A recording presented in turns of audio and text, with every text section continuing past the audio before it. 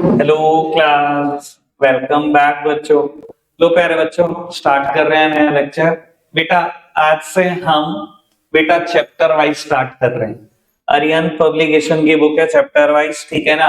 Total हमें 13 year के examination करने हैं। और बेटा इस बुक की खासियत ये है, बुक का नाम है चैप्टर वाइज। खासियत ये है बेटा, 13 ईयर के क्वेश्चन पेपर हो जाते हैं जो सीबीएसई में आए हैं, पर होते वो चैप्टर वाइज है। अगर मैंने एक चैप्टर तैयार करा तो पिछले 13 साल में आए हुए क्वेश्चन देख सकता हूँ क्या क्या है, ठीक है ना जी। साथ ही साथ बेटा एक और खासियत है, सीबीएसई सैंपल पेपर के बढ़िया क्वेश्चन ये सब इंक्लूड करके रखते हैं। मेरा मानना ऐसा है बेटा, अगर आप ये सारे सब्जेक्ट्स में कर लो, मुझे नहीं पता बेटा वैसे बाकी सब्जेक्ट के टीचर क्या क्या लगवा रहे हैं आपको सैंपल पेपर के तौर पर बेटा अगर आप ये सारे सब्जेक्ट में कर दो सर, मोर देन 80% पेपर यहीं से होता है। अगर 12-13 साल के पेपर कर रहे हो सर, 80% पेपर यहाँ से होगा। बस फिगर्स चेंज होंगी, केसेस बदल देंगे, सब क्वेश्चंस वही है बेटा। ठीक है जी, चलो जी करते हैं बेटा। श्री गणेश, आपने पहले खुद ट्राई करने हैं, ठीक है ना। मिडल पेपर निकाल लो, पेन निकाल लो, नेम लिख लो बेटा, और हर क्वेश्चन का आंसर लिखते जाना, ठीक है ना। तुरंत क्वेश्चन के बाद ही आंसर दिया हुआ है तो बेटा साथ साथ भी डिस्कस, ठीक है जी। हर क्वेश्चन को अटेम्प्ट करने के लिए बेटा आपके पास 30 सेकेंड्स है। लो उत्तर पढ़ना शुरू करो। The allocative function of financial market help इन, और बेटा मैं आंसर बता देता हूं बाबू। अगर आपको ध्यान हो, फाइनेंशियल मार्केट चैप्टर की शुरुआत कहां से होती है बेटा? शुरुआत कहां से होती थी? नहीं नहीं, फंक्शन से शुरुआत कहां होती है बेटा? मैंने आपको दो इंटरमीडियरी के बारे में बताया था, कुछ याद है आपको कि बेटा हम लोग जो इन्वेस्टर्स हैं, जो सेवर्स हैं, हम छोटे छोटा पैसा बैंक में जोड़ते हैं, बैंक उस मनी को ट्रांसफर कर देता है बिजनेस फर्म को। ऐसे ही बिजनेस फर्म बेटा यूजिंग फाइनेंशियल मार्केट या शेयर मार्केट बेटा शेयर इशू करती है इन्वेस्टर्स को, इन्वेस्टर उन शेयर को खरीदता है और पेमेंट करता है। यही एलोकेशन होता है, ठीक है ना। इस प्रोसेस को बोलते थे हम, याद हो, फाइनेंशियल इंटरमीडिएशन। और बेटा जो दो लोग इस फंक्शन को परफॉर्म कराते थे उन्हें बोलते थे फाइनेंशियल इंटरमीडिएरीज, जो बैंक है और जो फाइनेंशियल मार्केट है।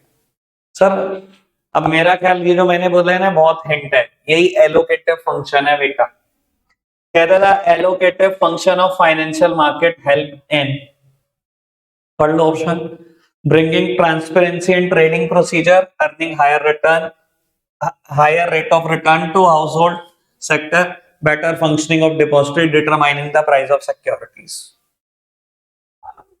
ए बी सी डी जो भी है सर, गलत भी कर रहे हैं तो मार्क करना ही है अब आपको।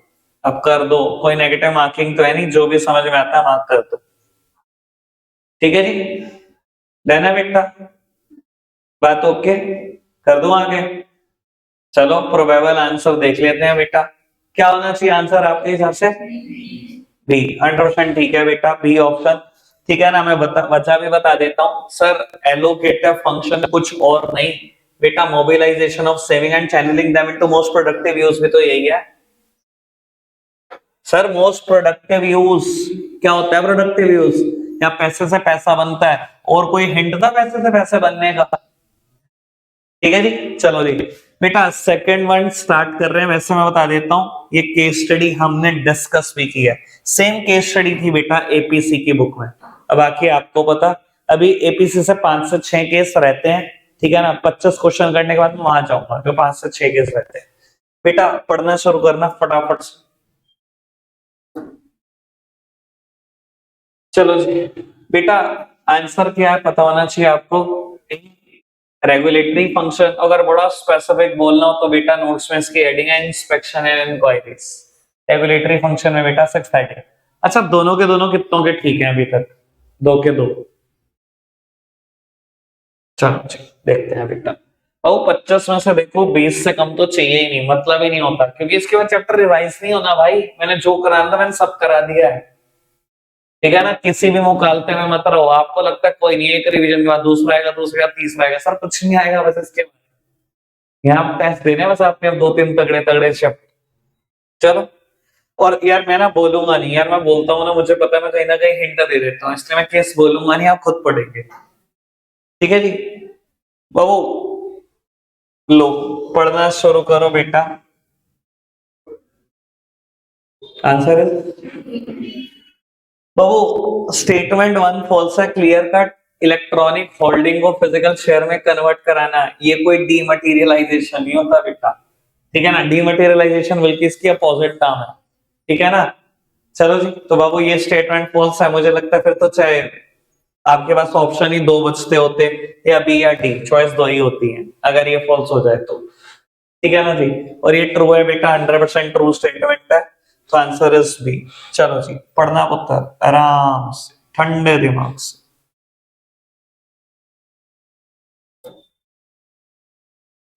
पुत्र आंसर इज, कोई दिक्कत तो नहीं बेटा। सेबी के डेवलपमेंट फंक्शन में वैसे तीन बातें आती हैं, रिसर्च वाली बात है, ट्रेनिंग वाली बात है, प्रमोशन ऑफ फेयर ट्रेड है। कुछ बच्चे कंफ्यूज यहां से भी हो सकते थे, लेकिन बेटा साथ में कोड ऑफ कंडक्ट वाली बात नहीं है। कोड ऑफ कंडक्ट तो रेगुलेशन लगाने के लिए बोला है, ठीक है ना। प्रमोशन ऑफ फेयर ट्रेड बेटा, या फेयर प्रैक्टिसेस, या प्रोहिबिट अनफेयर ट्रेड प्रैक्टिसेस, ये बेसिक फंक्शन का तीनों फंक्शन में नजर आता है, पर बेटा वजहें भी अलग अलग है। उसने साथ में ये भी बोल दिया कि कोड ऑफ कंडक्ट है बेटा। कोड ऑफ कंडक्ट तो बेटा रेगुलेशन के लिए आते हैं, वो डेवलपमेंट के लिए नहीं आते, ठीक है ना। वो तो रूल्स एंड रेगुलेशन है, कोड ऑफ कंडक्ट तो। चलो जी, बढ़ाते हैं बेटा बात को आगे।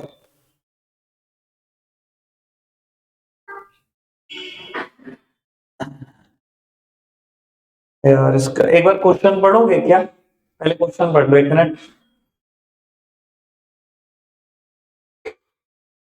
तो मैं ऑप्शन दिखा पाऊँ आपको, ठीक है। हाँ एक बार अगर आप कहोगे तो मैं एक बार और भी पढ़ा दूंगा क्वेश्चन।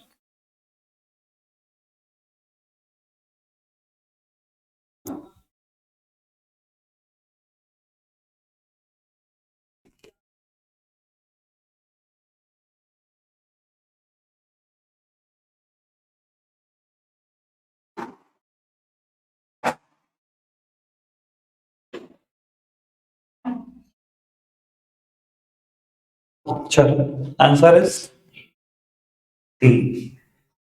पक्का श्योर? वैसे मैं एक बात बताऊं आपको, कभी कभी ना अच्छा लगता है ज्यादा ज्ञान देना। ये बात ना मैंने वैसे पिछली बार बताई थी, मैं आपको याद करा देता हूँ क्या बताई थी। जो पढ़ रहे थे बेटा नॉर्मल मैथ्स में बात बताई थी मैंने, इस बार नहीं बोली, ठीक है ना। और कहीं ना कहीं बेटा उससे रिलेटेड है क्वेश्चन। बाबू अच्छा एक बात बताओ, ये तो समझ में आया जिस दिन से डीमटेरियलाइजेशन का प्रोसेस शुरू हुआ कि सबको शेयर मिलेंगे, इलेक्ट्रॉनिक फॉर्म में मिलेंगे। डीमैट अकाउंट ओपन करा लो, इलेक्ट्रॉनिक फॉर्म में शेयर देंगे। लेकिन बेटा जिस दिन डीमटेरियलाइजेशन का प्रोसेस शुरू हुआ, उस दिन बेटा जिसके पास फिजिकल शेयर सर्टिफिकेट है उसका क्या हुआ? क्या वो कन्वर्ट नहीं होंगे इलेक्ट्रॉनिक फॉर्म में? सर कन्वर्ट होंगे, ये आपकी जनरल सेंस भी बोल रही होगी कन्वर्जन होगा, पर मैं अगर आपसे पूछूं प्रोसेस क्या है, तो सर प्रोसेस ये है, आप इन्वेस्टर्स हो, ठीक है ना। आप बेटा इन्वेस्टर हो, आपको बेटा जाना पड़ा होगा डीपी के पास। डीपी कौन है? Depository participants, one who open and maintains demat account is known as DP. जो बेटा डीमैट अकाउंट खोलते हैं, जो मेंटेन करते हैं, किसी भी एक डीपी पे अकाउंट खुलवा लो, कोटक महिंद्रा, जीरोधा स्टॉक, खैर उस टाइम पे तो नहीं थे ये, ठीक है ना। कोटक महिंद्रा की बात करो, एक्सिस सिक्योरिटीज, एचडीएफसी सिक्योरिटीज, ये एग्जिस्ट करते थे उस टाइम पर। आपने बेटा उनके पास अकाउंट खुलवाया, बोला ये मेरे पास फिजिकल शेयर सर्टिफिकेट है, मुझे इलेक्ट्रॉनिक एंट्री चाहिए, ये रख लो, मुझे ये नहीं चाहिए। बेटा डीपी क्या करा होगा? डीपी बेटा डिपॉजिटरी पे गया होगा, क्योंकि डिपॉजिटरी का काम क्या होता है? Keep the physical share into the safe custody and converted into the electronic share. बेटा वो डायग्राम याद रखो, जो प्राइमरी मार्केट के लिए मैंने बताया था, जहां से मैंने कहा था 2-3 शॉर्ट नोट कवर होते हैं यहां से, ठीक है ना। तो बेटा आपकी अप्रोच यहां तक है, आप बेटा डिपॉजिटरी तक डायरेक्ट नहीं जा सकते, और ये डायग्राम बनाते हैं, मैंने ये बात भी बोली थी बेटा, इसे कमर्शियल बैंक समझो, इसे आरबीआई, आरबीआई तक नहीं जा सकते हम डायरेक्टली। हमारी अप्रोच कमर्शियल बैंक है, कमर्शियल बैंक जा सकता है वहां तक, ठीक है ना। तो जिसके पास एग्जिस्टिंगली शेयर थे बेटा फिजिकल, वो भी इलेक्ट्रॉनिक कन्वर्ट हुए, आगे से तो इलेक्ट्रॉनिक आएंगे ही आएंगे, ठीक है जी, कोई दिक्कत तो नहीं। बाबू किसके सही है 5 में से 5? 5 में 5 ठीक है, चलो बढ़िया, लेकिन तादाद कम है, 4 कितनों के ठीक है? 4 से कम वाले में है क्या कोई कहानी जिसके 3 ठीक है? 4 से कम वाली कहानी है कोई? कम है ना, मन 3 है। अच्छा 4 है, मैं तो 4 से कम 3 है यार, 4 से कम वाली पूछ रहा मैं तो कहानी अब। चलो ठीक है जी, देखते हैं। लो उत्तर पढ़ो।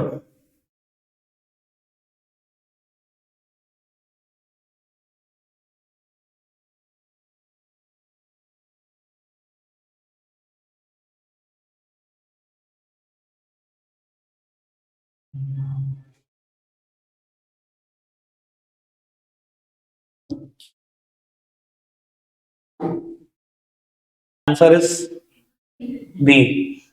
बेटा सेकेंडरी मार्केट में कभी कंपनीज नहीं बेचती, वहां सेकंड हैंड सिक्योरिटी बिकती है। बेचने वाला कोई इन्वेस्टर होता है, खरीदने वाला कोई इन्वेस्टर होता है। कंपनी तो सिर्फ प्राइमरी मार्केट में डंप करती है अपने शेयर और साइड। ठीक है ना जी, आंसर इज बी। चलो जी आगे बढ़ाते हैं बात को। पढ़ो जी, स्टेटमेंट पढ़ो, पढ़ो।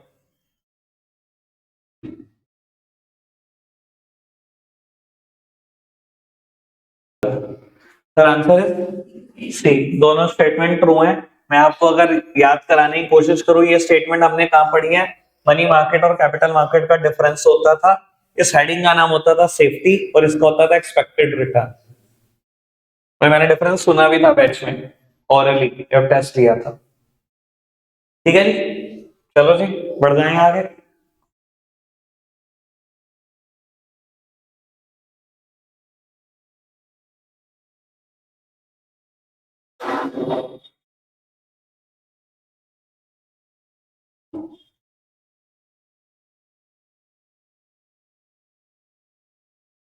इसके ऑप्शन अभी नीचे हैं। अरे यार मुझे लगा ऑप्शन अभी नीचे है, तो ना मेरे को डाउट हो रहा था क्वेश्चन है क्या। चलो अब तो रायता हो ही गया इस क्वेश्चन का। छोड़ो भाई, एट पे किसी को जज नहीं किया जा रहा। पर हाँ ये अजीब क्वेश्चन है, अपने आपका बेटा एकलौता यूनिक है, इसके ऐसा कोई भी कभी कोई क्वेश्चन नहीं आया। ये बेटा याद अच्छे से करके जाना। खैर वैसे मैं आपको एक बार बताऊं, आंसर आप इसका खुद से भी ढूंढ लेते। खैर पढ़ते हैं। Dash has been established with a specific objective of providing a ready market for money market instrument। बेटा इनमें से कौन सा इंस्टीट्यूशन ऐसा था जिसको इसलिए एस्टेब्लिश किया गया, जिसका ऑब्जेक्टिव इसलिए था कि वो मनी मार्केट के इंस्ट्रूमेंट को मार्केट दे सके? सर सेबी का ये एम नहीं था, सेबी को बनाया गया स्पेसिफिक ऑब्जेक्टिव था इन्वेस्टर्स की मनी को प्रोटेक्ट करना। आरबीआई स्टेट बैंक का बेटा पैसे से लेना देना है, कोई सिक्योरिटी बिकवाने का वो काम नहीं करते, सिक्योरिटी के लिए प्लेटफॉर्म नहीं देते। मनी मार्केट इंस्ट्रूमेंट बेटा discounting finance house of India बेचते, इनका ऑब्जेक्टिव था। आंसर हम ऐसे भी आइडेंटिफाई कर लेते हैं यार। चलो छोड़ो जी, एक क्वेश्चन में कोई जजमेंट नहीं है भाई किसी की। ठीक है ना, मेरे लिए तो भाई अभी क्वेश्चन 8 7 ही हुए हैं। बाबू पढ़ना, ये ऑप्शन सेकेंडरी मार्केट है, फिलहाल पढ़ो आप।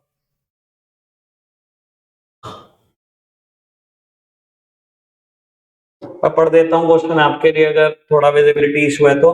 Rahul wants to buy share of Rexter limited which are being traded at NSE.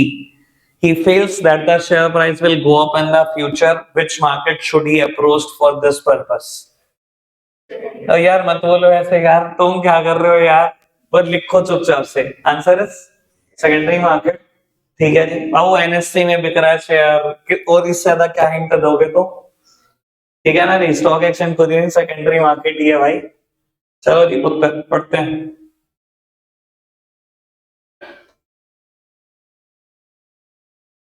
नहीं अभी कहाँ है यार आंसर, तुम यार तो वहां पहले से शुरू कर दिया करो, मुझे डरा दिया करो तो। पढ़ो दी।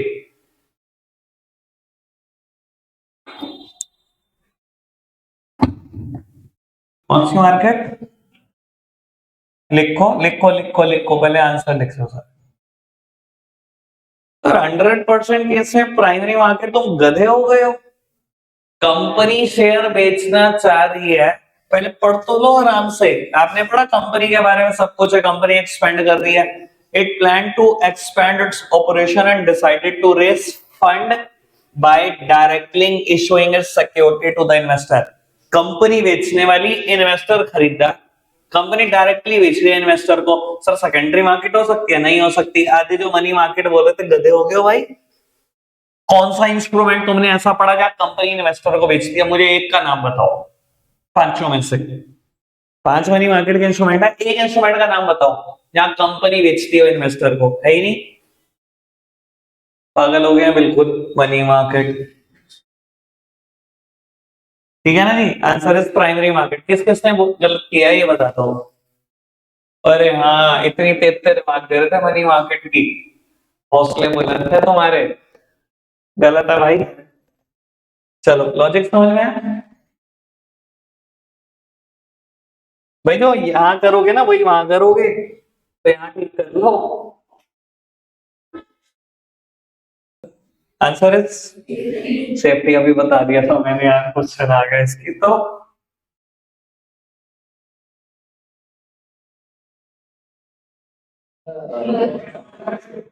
देख गया क्या? अब तुम्हारी हंसी की हंसी। लो देख गया तो देख लो यार, ये क्वेश्चन था बहुत सुपर। एक बार चलो क्वेश्चन पढ़ लो, ये क्वेश्चन बहुत सुपर था। सुबह पढ़ के ही बहुत अच्छा लगा मुझे क्वेश्चन पढ़ना। क्वेश्चन तो बड़ा अच्छा। बेटा प्राइमरी मार्केट का काम ना कभी ये नहीं होता कि डिमांड और सप्लाई के ऊपर बेस्ड प्राइस डिटरमाइन करती है। मैंने बताया हुआ है, कंपनी शेयर बेचती है अपना इन्वेस्टर को, वो डिमांड सप्लाई थोड़ी देखते हैं। उस टाइम पे उन्हें भी नहीं पता होता उनके शेयर की डिमांड आएगी कि नहीं आएगी। वो तो अपनी मर्जी से 10, 50, 100, 200 अपनी मर्जी से प्राइस बैंड फिक्स करते हैं, अपनी मर्जी के दाम पर बेचते हैं। बेटा उसके बाद जब आप एक स्टॉक एक्सचेंज में, कम से कम एक स्टॉक एक्सचेंज में शेयर लिस्ट कराना जरूरी होता है। जब आप लिस्ट करा के आ जाते हो, लिस्टिंग का मतलब होता है कि कल से वो डिमांड और सप्लाई के बेसिस पे बेटा प्राइस डिटरमाइन करेगी स्टॉक एक्सचेंज। तो स्टॉक एक्सचेंज बेटा डिमांड सप्लाई पे प्राइस डिटरमाइन करती है, प्राइमरी मार्केट नहीं। कंपनी तो अपनी मर्जी के दाम पर शेयर बेच देती है आपको, जैसे पेटीएम ने किए थे शेयर डंप पर। पता है ना आपको, 2150 का शेयर आया था, पता नहीं 2100 या 2150। मैंने भी लिया था, 1900 गया, मैंने बेच दिया। मैंने कहा कोई नहीं, 200 रुपए पर शेयर लॉस खा लो। 14 या 15 थे मेरे में, ठीक है ना। उसके बाद आया भाई साहब ये 900। तो भाई पेटीएम एक लॉस मेकिंग कंपनी है, स्टॉक एक्सचेंज सबको सबकी औकात दिखा देती है कि तुम्हारा नाम है, इसका मतलब ये नहीं उड़ते चले जाओगे। तुम 2100 का शेयर लेकर आए हो, ठीक है ना। लेकिन पब्लिक क्या करती है, पब्लिक तो नाम पे शेयर खरीदती है, उसे पता नहीं है कंपनी का हालात क्या है, ठीक है ना। तो कंपनी ने अपनी मर्जी से प्राइस डिटरमाइन कर दिया 2100। उसको कोई डिमांड सप्लाई का नहीं पता, और डिमांड सप्लाई के हिसाब से उसका भाई 900 आगे खड़ा हो गया था भाई साहब एक टाइम पर। ठीक है जी, चलो पुत्र बढ़ाते हैं बात को आगे भाई, आराम से। बस ये प्राइसिंग ऑफ सिक्योरिटी है भाई, नहीं भी दिख रहा, मैं डी ऑप्शन दिखाऊंगा नहीं तुम्हें।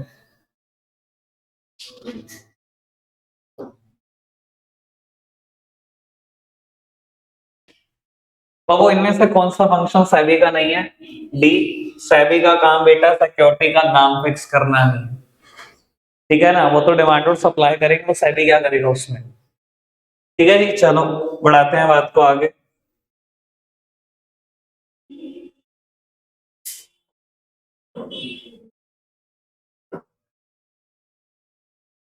बाबू एक बार जरा क्वेश्चन पढ़ लो पहले, बस ये इतना पोर्शन, फिर बेटा मैं ये वाला पोर्शन थोड़ा हटा दूंगा, वरना तभी ऑप्शन आ पाएंगे स्क्रीन पर।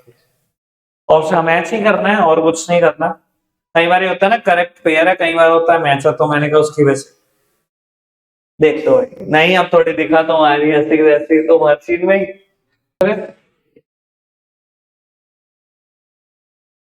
ये क्वेश्चन ठीक ठाक है, सीबीएसई सैंपल क्वेश्चन पेपर का है। किसी दिन पेपर में आने की उम्मीद करना, और हमने कहीं नहीं पढ़ा हुआ, तुक्का ही काम करेगा। तुक्का लगाओगे लेकिन बेटा अकल के साथ, अकल लगाना, तुक्का लग जाएगा इसमें, तुक्का लग सकता है, अकल लगाना बस।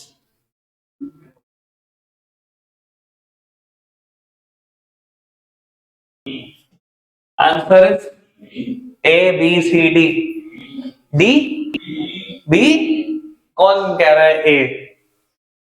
शिविका के अलावा ये तो कह ही दिया ए है।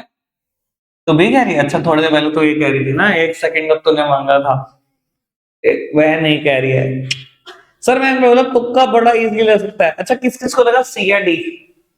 मतलब ही नहीं भाई यार, कैसे? पैन, चलो पर पैन तो नहीं हो सकता परमानेंट अकाउंट नंबर। वो कह रहा है कि जब आप कोई भी ट्रांजैक्शन डालते हो स्टॉक एक्सचेंज में, आपको एक यूनिक कोड मिलता है, मतलब जिसको हम ट्रांजैक्शन कोड, रेफरेंस नंबर, कुछ भी कहते हैं अपनी सिंपल भाषा में, मिलता है कोड। भाई हमने कभी नहीं पढ़ा वहां पर, तुम तुक्का नहीं मार पाए तो तुम गधे वाली बात कर रहे हो।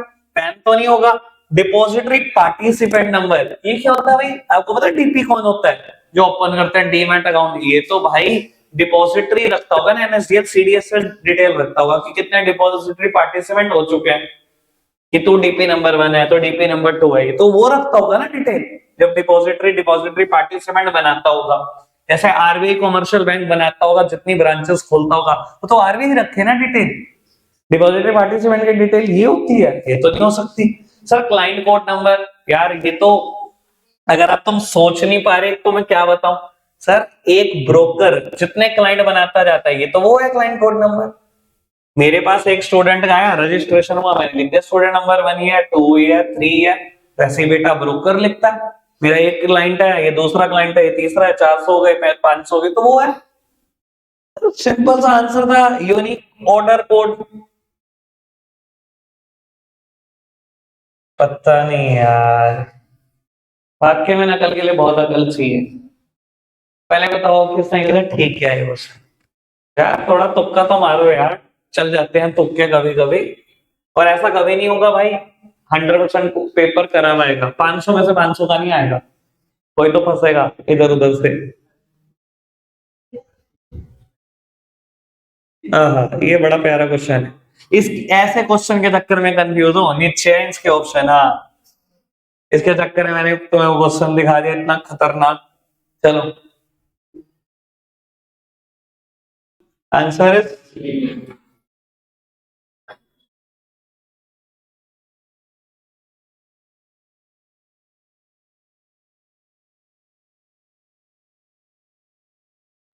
नहीं। अरे नहीं, अरे नहीं नहीं नहीं। अरे यार, पागल हो गया तो। अच्छा पढ़ो, अच्छा पढ़ तो दो, पढ़ तो दो यार, मैं तो बचा बचा के गिरा यार।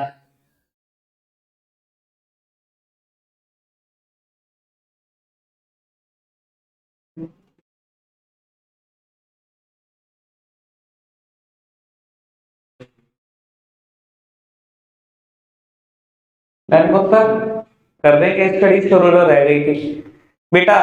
4-5 केस स्टडीज हैं, अभी मैंने ये 17 ही क्वेश्चन कराए, इसके बाद ना बेटा है तो कुछ क्वेश्चन, पर बेटा वो देख लेंगे अभी, कल देख लेंगे हैं जी।